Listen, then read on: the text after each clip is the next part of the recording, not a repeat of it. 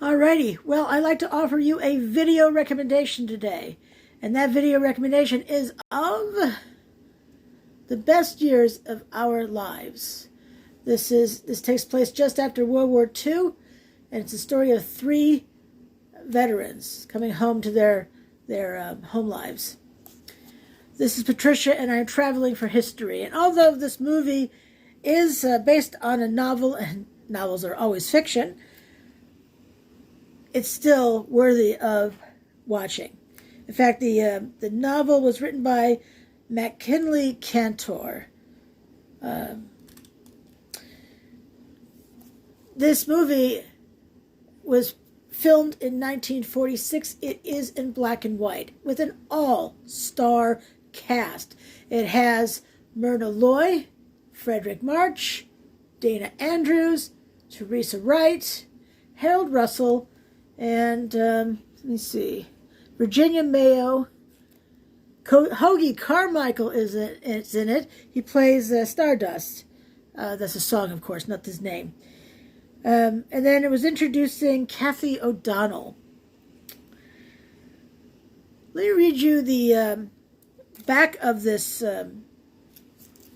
DVD case, so you have a better idea of the movie, and I'll tell you much more about it.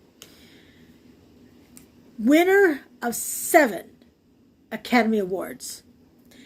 These awards included, and excuse me, I need to take my glasses off to read: Best Picture, Best Director, Best Actor, Best Supporting Actor, Best Writing/Screenplay, Best Film Editing, and Best Music/Scoring of a Dramatic or Comedy Picture. Wow. From box office, quote, heartwarming and priceless, a masterpiece, unquote. And now from the back of the case, quote, it's the hope that sustains the spirit of every GI, the dream of the day when he will finally return home. For 3 World War II veterans, the day has arrived. But for each man, the dream is about to become a nightmare. Captain Fred Derry, played by Dana Andrews, is returning to a loveless marriage. Sergeant Al Stevenson, played by Fredric March, is a stranger to a family who's grown up without him. And young sailor Homer Parrish, played by Harold Russell, is tormented by the loss of his hands. Can these 3 men find the courage to rebuild their world, or are the best years of their lives a thing of the past? Featuring a brilliant cast that includes Myrna Loy and Virginia Mayo, this post-war classic garnered 7 Oscars, including Best Picture. According to The Hollywood Reporter, heart-wrenching, touching, and according to The Hollywood Reporter, filled with emotional dynamite, unquote. It remains, according to the American Movie Classics magazine, quote, one of the best films about war veterans ever made, unquote. Samuel Golden produced it. The screenplay was by Robert E. Sherwood, and William Wyler directed it. So something to consider if you're going to watch this movie, and that is that it runs 2 hours and 48 minutes. And I have to say, it's worth 2 hours and 48 minutes. It'd be worth even a little longer than that, quite frankly. And if you have the DVD, it includes this one anyway. Includes the collectible booklet and original theatrical trailer. As I said, it came out in 1946, and let's start with Harold Russell. I wish that segment with him were as long as the other 2. It really deserved equal billing, but Harold Russell had no name recognition, did he now? But he was an actor pre World War II in Hollywood. When World War II, so he was, you know, I don't want to say he was a bit actor, but all right, he was a bit actor. When World War II started, he joined the Navy. And there was an explosion, and he lost both of his hands. In the movie, his character Homer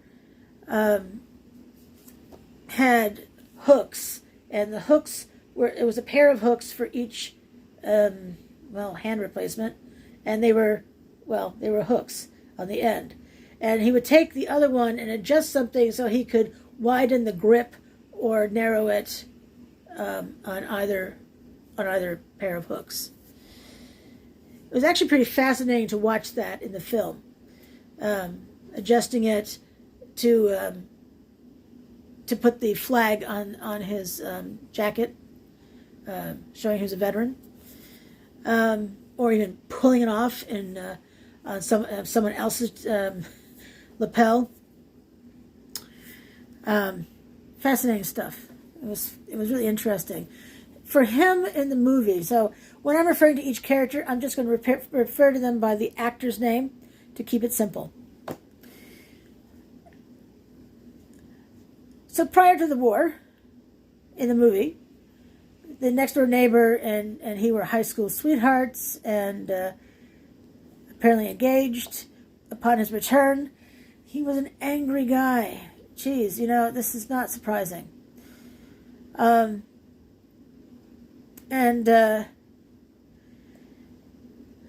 Finally, there was one point, he was trying to push her away.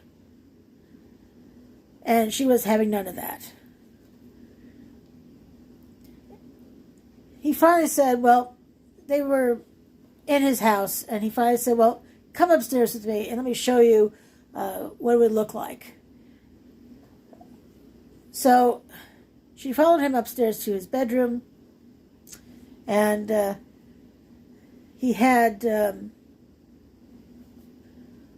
undone the buttons on his shirt. He's standing there, and he takes off the hooks were attached with so that they went around his hands, sort of like the way parents would sometimes attach the mittens to someone's coat with a string. Yeah, that's not a really great analogy, but that's what it looked like to me, because I've been watching this movie since I was a kid, to be honest. So he took off this brace with the hooks, and he told her, once my hooks come off, I am like a baby. You'd have to put these back on for me. You'd have to put my pajama top on and button it up. I mean, the list was endless. She seemed horrified and ran out of the house. Will they get married? Are they through? What happens next? Well, you'll have to watch the movie to see that. Now, moving on to Dana Andrews' role, and he was Captain Fred Derry.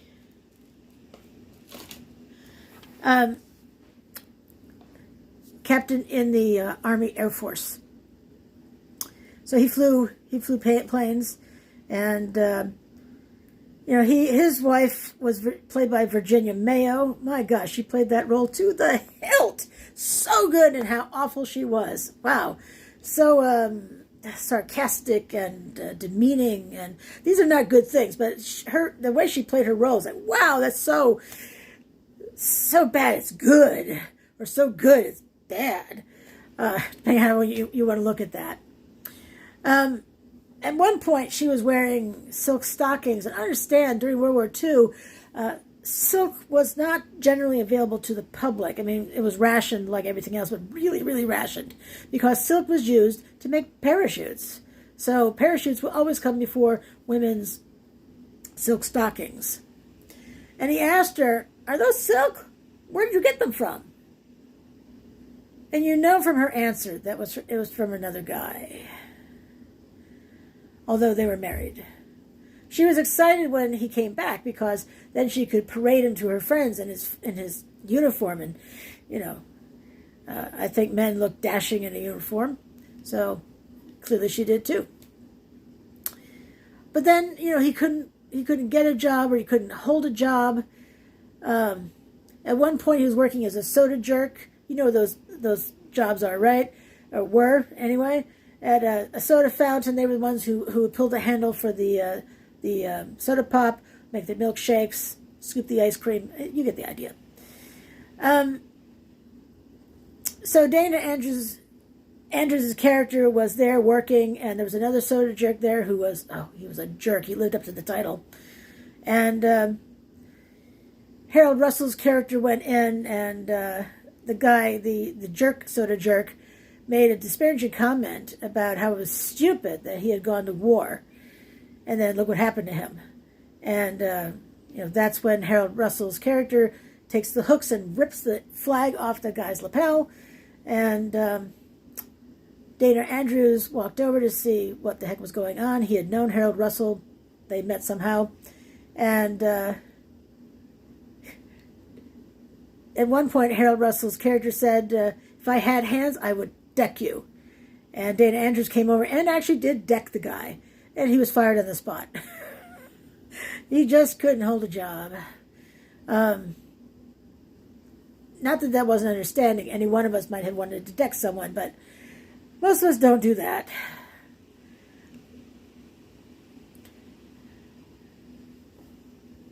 He did talk to some other guy about a job. I mean, he's just always going to people looking for jobs. Did he get another job?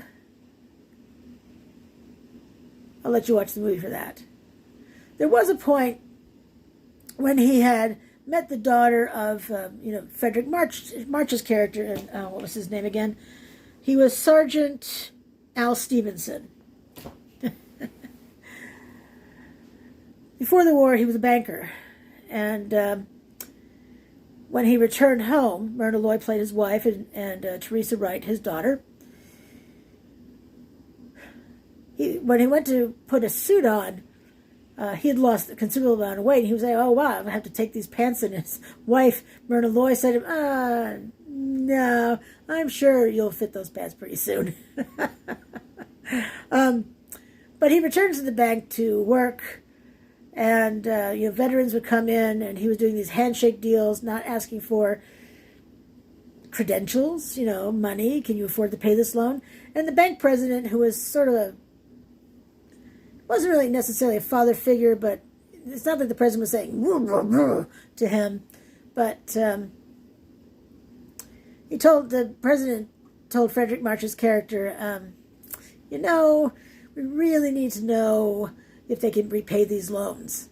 So, starting now, please ask for that information again. And so it was a nice way to say, hey, let's do this the right way. But so Teresa Wright, playing the daughter, met Dana Andrews' character, and eventually they married. They were lying in bed one night, middle of the night, and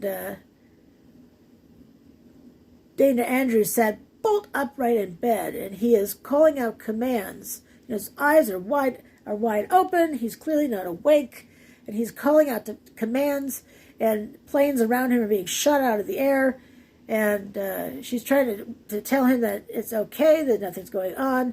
She put her hand in front of his eyes, and wow. I remember years ago, one of my cousins in Canada was telling me a story about how her best friend's parents, that the father had been a World War II veteran, and from then on, from the time he returned from the war, he always slept with a knife underneath his pillow, just in case. He would have night terrors.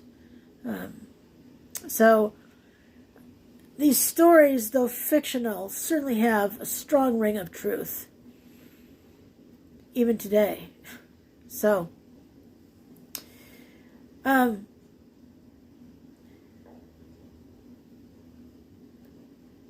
I highly recommend it. It is so well done. You may want to have some tissues at times, and I would suggest that you keep heavy objects away so you don't want to throw them in the TV set or computer, wherever you happen to watch DVDs.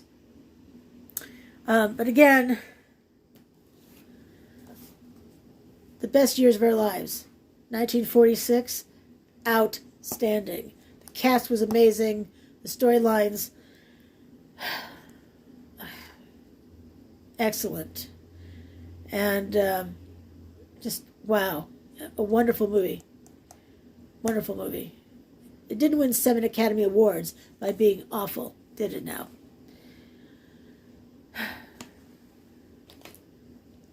You know the drill. I'm on social media just like you are. Everywhere you are. Instagram, Facebook, TikTok, Traveling for History, 1L and Traveling. On Twitter, I'm Traveling for High 1. Traveling for HI numeral 1. And would love to have you follow me. Would love to have you subscribe to my channel. And I would appreciate all of that great stuff. And until I see you again, which is probably tomorrow, have a fabulous day. It's sort of sun shining out there. Well, it's not. It's I guess it's just overcast. Because there's snow on the ground, it looks brighter than it is. But it's a real pleasure offering these videos to you. So hopefully you enjoy them as much as I enjoy providing them to you. On that note, as again, have a great day. I'll see you soon.